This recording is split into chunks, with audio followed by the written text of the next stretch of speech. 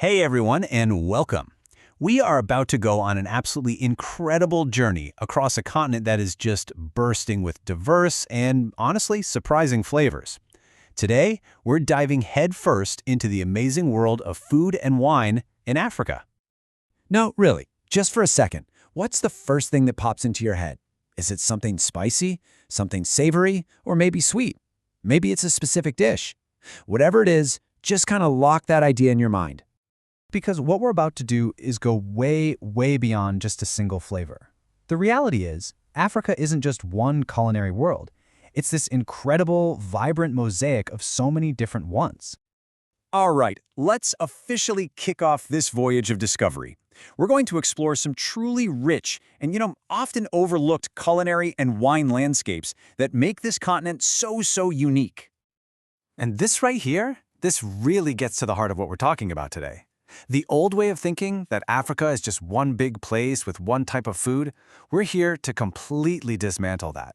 The reality is this stunning tapestry of totally distinct regional flavors, plus a wine culture that is just so dynamic and exciting. So, our first stop is North Africa. I want you to just imagine the warmth of the Mediterranean sun all mixed together with centuries of Arab and Berber culture.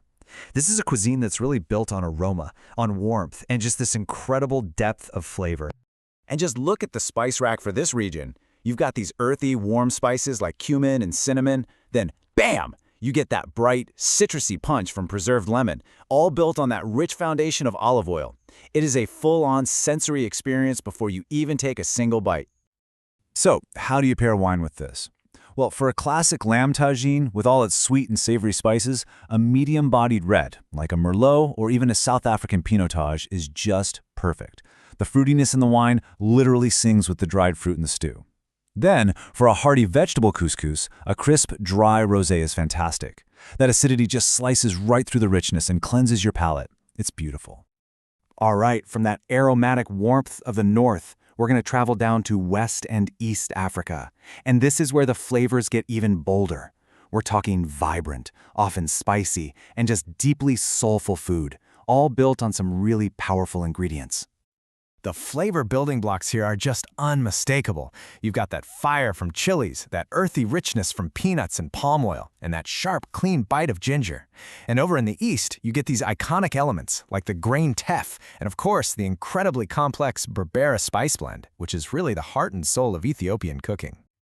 Okay, let's talk pairings. For that iconic West African jollof rice with its rich tomato base and that lovely spicy kick, it is a perfect match for a vibrant rosé. The wine's freshness just tames the heat so well. And for the legendary Ethiopian Dora Wat with that intense Berber spice, you're going to want a fruity red wine, but one with soft tannins. It just complements all those deep flavors without fighting the spice. It's all about finding that perfect balance.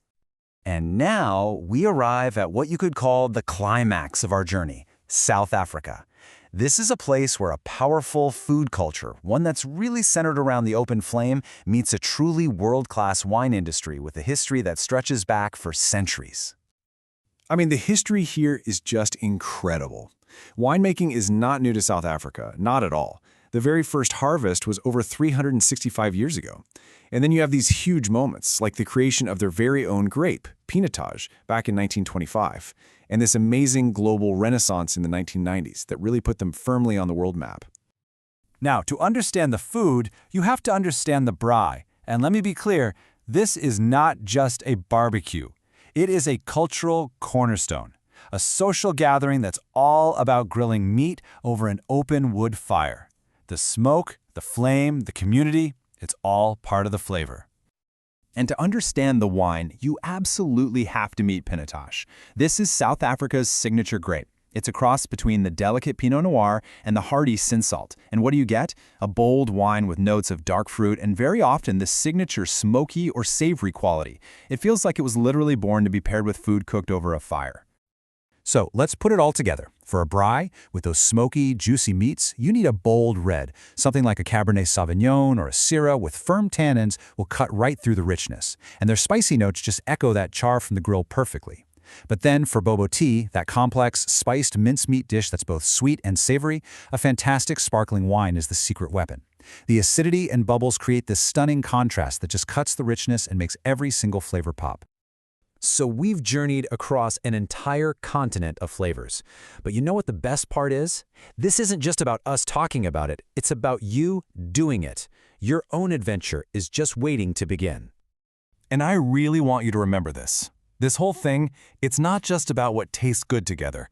It's a journey into culture, into history, and into a sense of place. Every single dish and every bottle tells a unique story. And honestly, getting started is so easy. First, just pick a region that really piqued your interest. Was it the aromatic spices of the north, the fire of the west? Then go find a recipe online. Next, walk into your local wine shop and just ask them about their African selections. I bet you'll be surprised by what they have.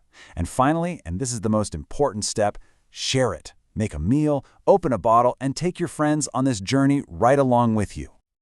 The world of African food and wine is so vast, so exciting, and honestly, more accessible than it has ever been. So the only real question left is, where are you going to begin?